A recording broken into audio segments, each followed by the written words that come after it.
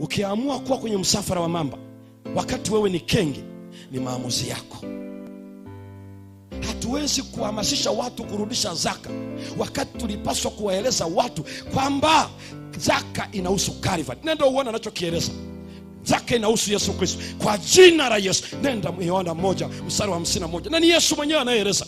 Nenda Injili ya Yohana sura ya 1 mstari wa 51.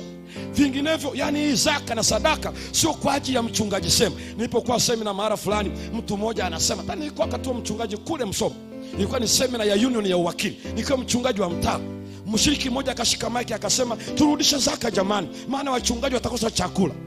Wewe unanifanya mimi nizezeta Nilienda nikashika maiki. Nikawaambia, "Sikiliza. Mungu hakuwazuia Walawi kufanya biashara kama makabila mengine, si kwa sababu walikuwa hawana akili, ila kwa sababu neno la Mungu liliwatenga kwa kazi hii." Usifikiri sisi hatuna akili ya biashara. Kama darasani tulikompete, hata kimaisha tuna compete. Usitufanye sisi zezeta, wala hatuli zaka yako. Ikishaitwa zaka ni ya nani? Huyo anayekulisha wewe ndio anaisha mimi, na hata usipotoa nitaendelea kuwa hai. Bwana, hiyo zaka ni chakula cha Mungu. Ninawaambieni kweupe kabisa. Kabla sija mchungaji nimeishi na Bwana amenifanyia. Na kwa sababu hiyo usinifanye mimi kama nasizisha kwenye pua zako eti utanipenga. Mambo ya kuona wachungaji ya kwamba eti tunawalisha ni sawa sana wale wanaosema watu wanakula kodi ya wananchi. Nani alikwambia kodi ni ya wananchi? Ni wale wasiojua sheria za kodi.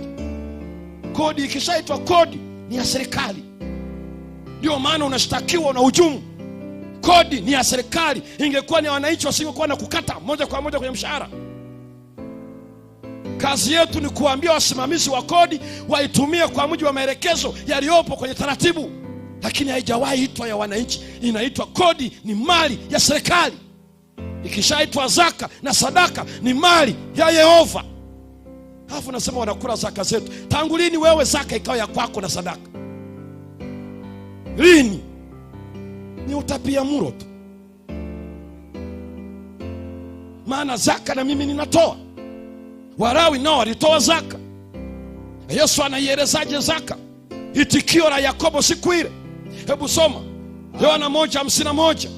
Akamwambia, akasemaje? "Amini, amini nawaambia." Nini nawaambia? "Taziona mbingu zimefunuka na malaika wa Mungu wakikwea na kushuka juu ya mwana wa Adamu." Sikiliza tafsiri ya Yesu. Siku ile haikuwa ngazi. Yesu anasema ile aliyoona Yakobo kwenye ndoto alikuwa ni Yesu Kristo. Malaika wakikwea na malaika wakishuka.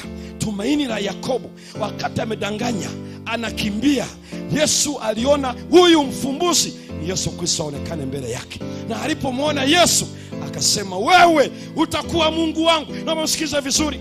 Hasemi wewe utakuwa Mungu wangu. 2, nitakuabudu. 3, kila utakachonipa hakika nitakutolea sehemu ya